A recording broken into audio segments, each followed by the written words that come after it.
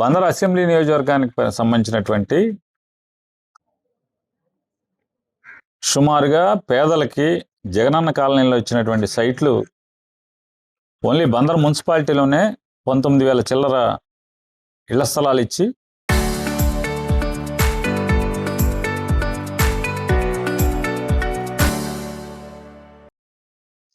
ఇళ్ల మంజూరు చేయడం జరిగింది. అలాగే గ్రామీణ బంచిలీపట్నం రూరల్ మండలాల్లో ఉన్నటువంటి నార్త్ మండలం, సౌత్ మండలం, ఈ 2 మండలాల్లో ఒక 6,000 చిల్లర ఇళ్ల స్థలాలు ఇవ్వటం జరిగింది. ఈ 19,000 చిల్లర, ఈ 6,000 చిల్లర 25,000 ఇళ్ల స్థలాలు ఇచ్చి ఇల్లు కట్టుకుంటాకి పేదలకు ఇళ్ళు మంజూరు చేసి, అలాగే కృష్ణా జిల్లా వ్యాప్తంగా లక్షల ఇళ్ల స్థలాల్ని మంజూరు చేసి ఇల్లు కట్టుకుంటాకి పేదలకి నిధులు అందిస్తే, ఈ ప్రభుత్వం వచ్చిన తర్వాత అంటే చంద్రబాబు నాయుడు గారి ప్రభుత్వం వచ్చిన తర్వాత పేదల ఇళ్ల స్థలాల్ని కట్టేదానికి ప్రోత్సాహం ఇవ్వాల్సినటువంటి ప్రభుత్వం సొమ్ము జనాలది, ప్రజల సొమ్ము, కట్టుకునేవాళ్ళు ప్రజలు, పాలకులు ఉన్నవాళ్ళు ఎక్కుతూ ఉంటారు, మారుతూ ఉంటారు, ఎక్కుతూ ఉంటారు, దిగుతూ ఉంటారు. చంద్రబాబు నాయుడు గారు ఎక్కారు, 19లో దిగారు, జగన్ ఎక్కారు, 24లో జగన్ దిగారు, చంద్రబాబు ఎక్కారు. కానీ ప్రజల ఇళ్లే కదా, ఆంధ్ర రాష్ట్ర ప్రజల ఇళ్లే కదా, ప్రజలు మారరు కదా, ప్రజల హక్కులు మారవు కదా. కానీ 2 సంవత్సరాలుగా ఈ జగనన్న కాలనీలో పేదల ఇళ్ల స్థలాలు ఇచ్చిన అందరి అకౌంట్లు బ్లాక్ చేసి, వాళ్ళు ఇల్లు కట్టుకోవడానికి అవకాశం లేకుండా మోకాలు అడ్డం పెట్టి ప్రజలకు ఉత్సాహం లేదని చెప్తున్నారు. ఉత్సాహం లేనిది ఎవరికి? పాలకులకు ఉత్సాహం లేదు. జనం ఓట్లు వేయించుకునేప్పుడు మాత్రం ప్రజల దగ్గరికి అడుక్కుంటాకి వెళ్ళి, మీకు 3 స్థలాలు సెంట్లు ఇస్తాం, జగన్ ఒక సెంటే ఇచ్చాడు, పల్లెటూళ్ళలో సెంటున్నర ఇచ్చాడు,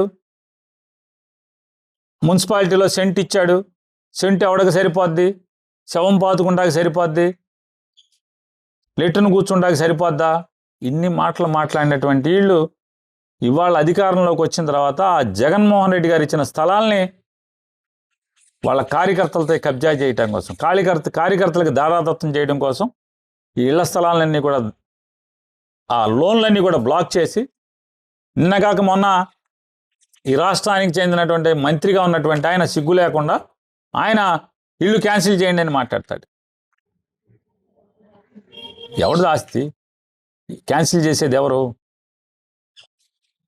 ఇవాళ కృష్ణా జిల్లాలో 2,000 టన్నుల స్టీలు, మీ ప్రభుత్వం మీరు వచ్చి కొన్నది కాదు, జగన్మోహన్ రెడ్డి ఉండగా జనం సొమ్ముతో కొన్నటువంటి, జనం కోసం కొన్నటువంటి స్టీలు 2,000 టన్నులు కృష్ణా జిల్లాలో ఉంటే, 2,000 టన్నులు కృష్ణా జిల్లాలో ఉంటే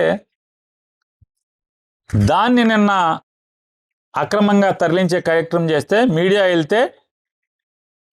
వెళ్తే హడావుడిగా మీడియాను చూసి భయపడి ఈ ఉత్తరం తయారు చేస్తారు హౌసింగ్ వాళ్ళు.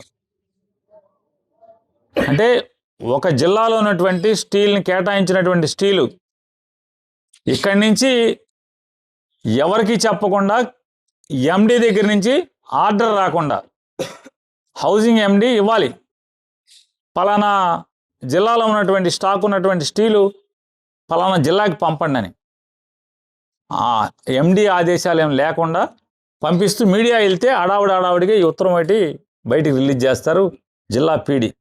అంటే ప్రభుత్వ ఉద్యోగులు కూడా ఎట్టా దిగజారిపోయారో చూడండి.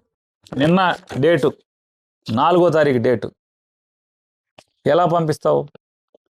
మీకు అధికారం ఎక్కడిది?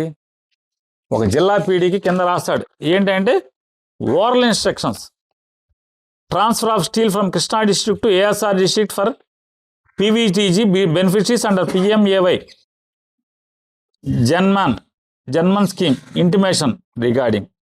కింద రాస్తాడు రిఫరెన్స్లో, oral instructions of the superintendent engineer projects, executive engineer projects.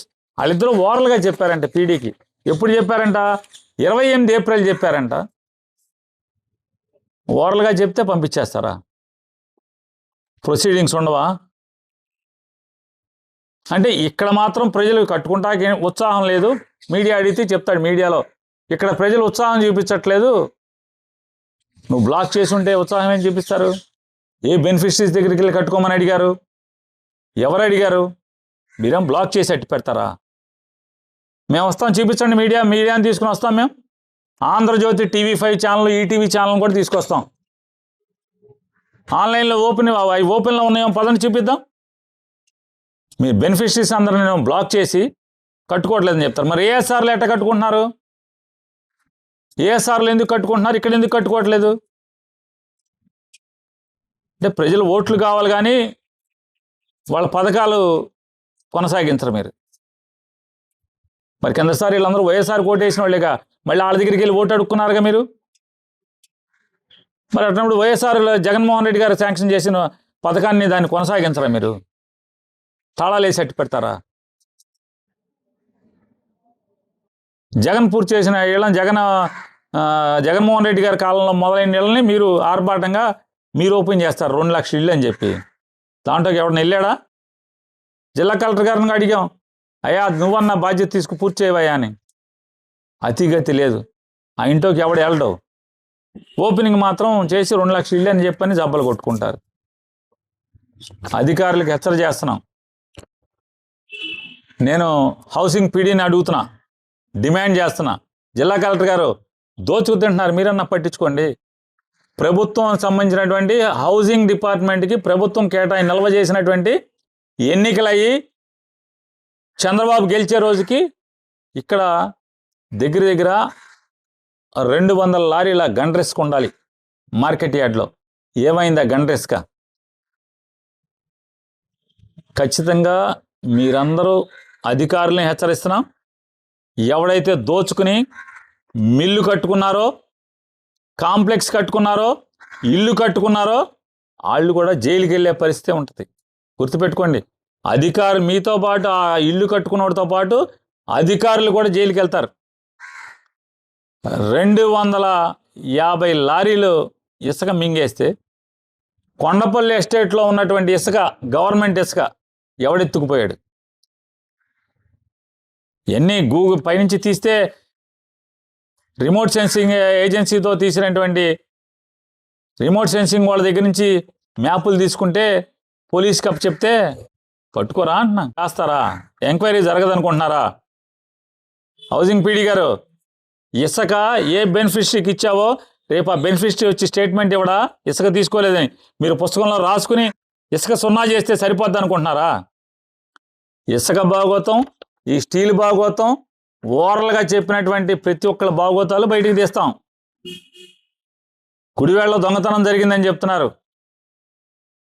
దొంగతనం జరిగిందా? అమ్ముకున్నాడు ఎవడన్నా స్టీల్ని? దీన్ని ముందస్తు MD గారి ఆదేశాలు లేకుండా ఎలా మీరు నిన్న మీడియా వెళ్తే మీడియా ఉత్తరం అడిగితే చూపించలా, రాత్రికి చూపిస్తారు.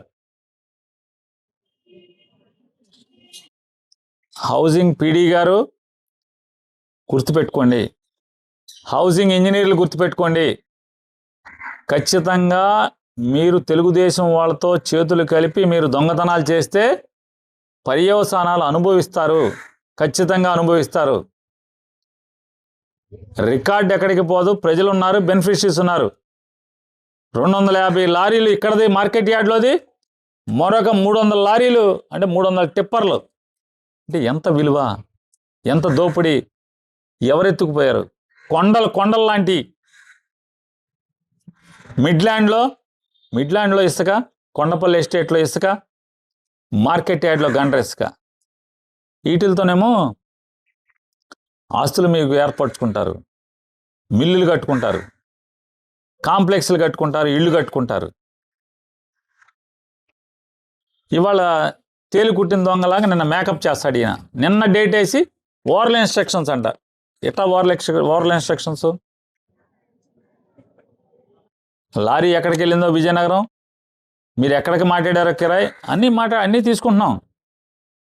లారీ డ్రైవర్ చెప్పకపోవడం నువ్వు ఎక్కడ తోలేవో, గుడివాడలో దొంగ స్టీల్ ఉందా లేదా, అలాగే కృష్ణా జిల్లాలో ఎంత స్టీల్ వచ్చింది, ఎంత బెనిఫిషరీస్కి ఇచ్చారు, ఆ బెనిఫిషరీస్ని కూడా ఎంక్వైరీ జరుగుతుంది. ఖచ్చితంగా ఏసీబీ డీజీపీని కూడా నేను కలుస్తున్నాను ఇప్పుడే. రేపు మా గవర్నమెంట్ వచ్చాక అక్కర్లా, ఏసీబీ డీజీపీ దగ్గరికి నేను తొందరలో కలుస్తున్నాను.